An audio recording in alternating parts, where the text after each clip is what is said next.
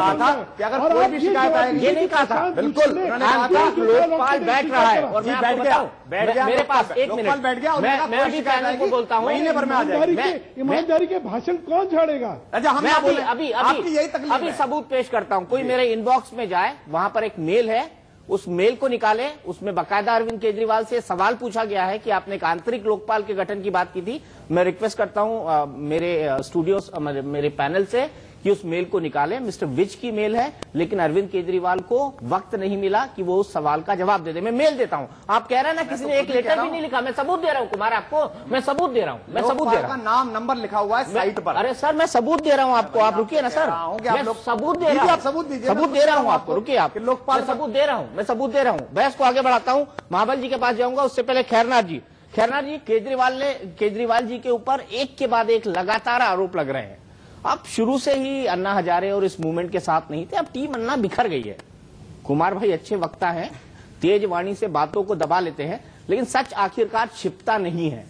कुमार भाई इस बात से एग्री करेंगे, मैं भी ऐसा बोल सकता हूँ, बहुत मॉड्यूलेशन ला सकता हूँ, हाँ शब्दों की बाजीगरी के थोड़ी बहुत बाजीगरी का बोलता हूँ, इसीलिए वो शायद तीखा लगता होगा। मैं नहीं कुमार भाई, लेकिन आपको ये सोचना होगा कि कुमार विश्वास आखिर आपकी विश्वसनीयता पे क्यों उंगलियां उठ रही है? नहीं, मेरी विश्वास देखिए कुल मिला मनीष भाई, जब तक ये हुआ था कि राजनीतिक दल बनाएंगे अन्ना हजारे, सारी फेसबुक की साइट्स जो इस प्रकार के आंदोलन चला रही हैं वो अन्ना हजारे को गन्ना खुजारे लिख रहे थे और ढोंगी टकला लिख रहे थे। जिस दिन अन्ना ने कहा कि मैं पार्टी, वो भी आपने लिखवाया, अरविंद केजरीवाल ने कहा कि मैं पार्टी बनाऊंगा, अब अरविंद खुजलीवाल हो गए हैं, अभी एक गैंग खुजलीवाल हो गया है। क्योंकि भैया जिनकी थाली में आप जो घी है उसे हटाओगे, जो लुटेरे एक दूसरे के साथ मिलकर लूट रहे हैं, जो 9 साल ये लूटते हैं, 10 साल सुन लीजिए सुधांशु, आप लूट लेना, आप लूट लेना, कोई दिक्कत नहीं है। लेकिन खैरनार साहब मेरा सवाल ये कि आइडियोलॉजिकली आप हमेशा इन लोगों के खिलाफ रहे, आखिरकार क्यों? क्या आपको लगता है कि अन्ना और टीम अन्ना के बिखरने के पीछे एक महत्वपूर्ण भूमिका अरविंद केजरीवाल की रही है, उनके एटीट्यूड की रही है?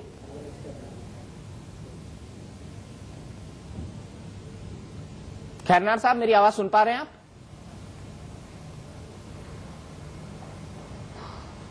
खैरनार साहब तब ऑडियो नहीं पहुंच पा रहा है। महाबल मिश्रा जी मेरे साथ जुड़े हुए हैं। महाबल जी मेरा बड़ा सीधा और पॉइंटेड सवाल है, दिल्ली चुनाव में आपसे 2-2 हाथ करने वाले हैं, क्या पूछना चाहेंगे कुमार विश्वास से? क्या इनका डंडा झंडा और एजेंडा होगा, नीति और नियत क्या होगी इनकी? अभी मैं सुधांशु मित्तल जी का, कुमार विश्वास जी का मैं वाक युद्ध देख रहा था।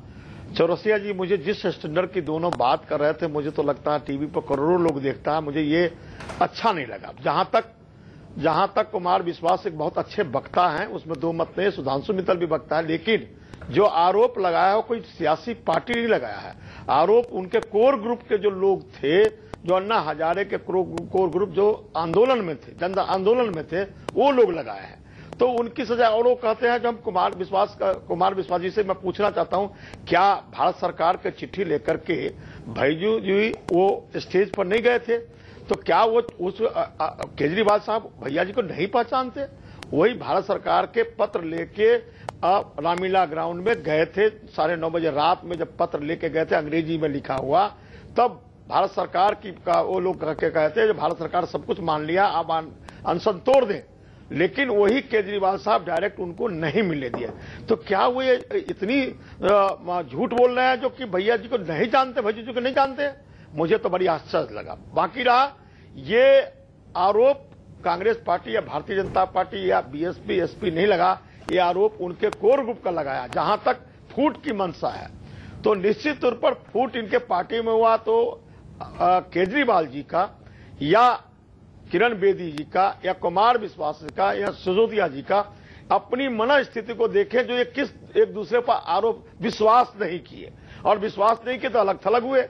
इसमें कोई सियासी पार्टी का नहीं, बल्कि इनका अपना अंदर की बात अब निकल के आ रहा है, इनकी जो मंशा है लोगों के सामने आ रहा है, कौन कितने पानी में वो आ रहा है। तो इसके लिए कोई राजनीतिक पार्टी नहीं, बल्कि ये स्वयं अपने आप इनके कोर ग्रुप दोषी हैं। मैं पहली बात तो मैं डिक्लेरेशन कर दूं कि मैं किसी भी आरोप के जवाब से पीछे नहीं हूं। आप जो भी पूछेंगे, दीपक जी पूछे, आप पूछे, मैं ये नहीं कहने वाला हूं कि मैं भैया जी को नहीं जानता या मुझे पता नहीं है। मुझे जो पता होगा मैं बताऊंगा। दूसरे, मैं इस बात से बहुत प्रसन्न हूं कि सुधांशु जी और महाबल मिश्रा जी दोनों एक स्वर में बोल रहे हैं, और ये बोलना ही है क्योंकि दोनों के साथ ही उस तरह की समस्या है। जहां तक आप कह रहे भैयू जी लेकर आए, महाबल मिश्रा जी मैं बता दूं, मैं आंदोलन को अमन संचालन कर रहा था, दिन भर में 75 एजेंट आते थे। मैं आरजी के निकट हूं, मैं एसजी के निकट हूं, मैं अहमद पटेल से बात कर रहा हूं। उनसे सबसे अरविंद नहीं मिल सकता था। अरविंद को यह भी चिंता थी आंदोलन कैसे चला, अरविंद को भी चिंता थी अन्ना का स्वास्थ्य सही हो। लगातार अन्ना से बातचीत इस बारे में होती रहती थी कि आप छोड़ दीजिए, आप बात करिए या आप मत करिए अनशन। और अन्ना ने पहली बार अनशन नहीं किया था, अन्ना ने उससे पहले 14 दिन का अनशन किया था। इसलिए अन्ना ने कहा था कि तुम लोग मत रखो, मुझे पता है अनशन कैसे रखा जाता है। इसलिए मैं किसी आरोप को नहीं कह रहा। भैयू जी आए थे, मैं भैयू जी को पहचानता हूं। भैयू जी से मैंने ये कहा था, भैयू जी को लाइव स्टूडियो में, कि आप बोलेंगे प्रभु महाराज, आप बोलेंगे? नहीं मैं बोलूंगा नहीं।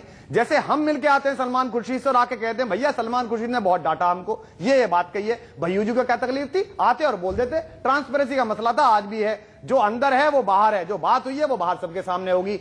भैयू जी आध्यात्मिक गुरु हैं, वो किसके लिए काम कर रहे थे? सरकार के लिए कर रहे थे, अन्ना के लिए कर रहे थे, आम आदमी के लिए कर रहे थे। और तब बोल रहे थे तो आज क्यों नहीं बोल रहे? उसी समय बोलते। और अगर महाबल मिश्रा जी आपकी सरकार को अन्ना के स्वास्थ्य की इतनी चिंता थी और है, तो आपकी सूचना के लिए बता दूं, अन्ना हजारे दोबारा अनशन करने जा रहे हैं। अपनी मैडम को कहिए कि जल्दी से लोकपाल पास करें, अन्ना जी का स्वास्थ्य खराब हो जाएगा। उस समय आप नहीं करेंगे। आज आप अन्ना हजारे जी के स्वास्थ्य को लेकर चिंता है। अन्ना को आप इतना सामान्य और सरल आदमी समझ रहे हैं कि अरविंद केजरीवाल के कहने पे चल जाएंगे, कुमार विश्वास के कहने पे चल जाएंगे। उन्होंने पहले आंदोलन किया, आप नहीं था। आप कैसी बात कर रहे हैं? आप तो चला रहे हैं हम।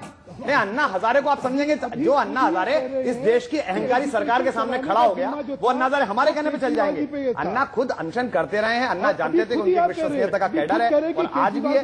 और वो अरविंद ने सही बात कही, कैसे चलना है वो देख रहा था। अब आप खुद कुछ और बात कर रहे हैं। अरे बात करने में अपनी कंसिस्टेंसी तो रखिए। और मैं दूसरा पूछना चाहता हूं, बड़े बड़े भाषण तो बहुत हो गए, आपका वक्तव्य भी सुन लिया हमने। अरे भाई केजरीवाल साहब इतने साल इनकम टैक्स के डिपार्टमेंट में थे, इनकम टैक्स का डिपार्टमेंट कितना भ्रष्ट है ये सबको पता है। वहां पे उन्होंने ये आम आदमी के लिए क्या क्या लड़ाई करी थी, थोड़ा उसका भी तो कोई खुलासा करा जाए ना। आपको बताया जाए कि सुनिए सुधांशु जी, मैं बता दे रहा हूँ, निवेदन कर रहा हूँ। आप बोल रहे थे, मैं चुप था। बेचैन मत होइए सुधांशु, पहले मैं तो बोल लूं, निवेदन तो आप कर लीजिएगा।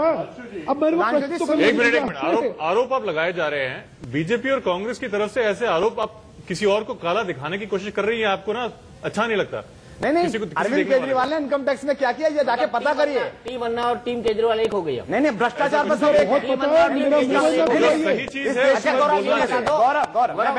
दीपक अन्ना केजरीवाल कहा तो केजरीवाल ने अन्ना कहा। दीपक जी, मुझे सिर्फ इसका जवाब इस देश में दो चीजें हैं, एक भ्रष्टाचार के खिलाफ, एक समर्थन में। मैं भ्रष्टाचार के खिलाफ हूं और जो भ्रष्टाचार के खिलाफ होने के वाले खिलाफ है, मैं उसके खिलाफ हूं। गौरव अन्ना के साथ काम कर रहे हैं। कुमार भाई, आपका सब्जेक्ट ऑब्जेक्ट में कैसे बदल गया? क्यों अन्ना कह रहे हैं कि महत्वाकांक्षी हैं? क्यों ये साधु संत कह रहे हैं कि आप लोग, आपकी महत्वाकांक्षा थी और उसको साधने के लिए आपने अन्ना का? अगर आप अग्निवेश जी को साधु कह रहे हैं तो मैं आपसे माफी चाहता हूँ। भैयू जी महाराज को साधु कह रहे हैं, भैयू जी महाराज को आप साधु करें, मैं मान लेता हूँ साधु है। हालांकि वो एक महिला कह रही है कि डीएनए में कि मेरे बेटे के पिता है, आरोप कर रहे हैं, सब बात है। कुमार भाई, ये व्यक्तिगत जाने का नहीं है, के तौर पर डिसोसिएट करना चाहूंगा। कुमार विश्वास का 9 मई को हियरिंग है उसकी सुप्रीम कोर्ट। ऐसा है, बीजेपी और कांग्रेस भी ऐसा करती है, जब मैसेज सूट नहीं करता है ना, बिल्कुल मैसेंजर को मैं तो कह रहा हूँ आप बुलाइए भैयू जी को, मैं बात करने को तैयार हूँ। मैं भैयू जी से बात करता हूँ कि आप आए थे, मैंने आपकी आंख में आंख डाल के प्रणाम किया था। मैं तो हिंदू आदमी हूं, जिसको भी भगवे में देखता हूं, ऐसे वेश में देखता हूं, पैर छू लेता हूं, वो कोई भी हो। मैंने उनको भी पैर छूकर प्रणाम कहा था और कहा था आप बोलेंगे नहीं आए थे। कुमार भाई, वो भगवे में नहीं आए थे, वो सफेद कुर्ता पहन के आए, क्योंकि वो आध्यात्मिक गुरु हैं। मैंने उनसे कहा कि आप बोलेंगे। आप आध्यात्मिक गुरु के लिए इतने सम्मान की बात? बिल्कुल, अगर आध्यात्मिक गुरु आरोप में है तो होगा, नित्यानंद है तो होंगे। इसका मतलब मैं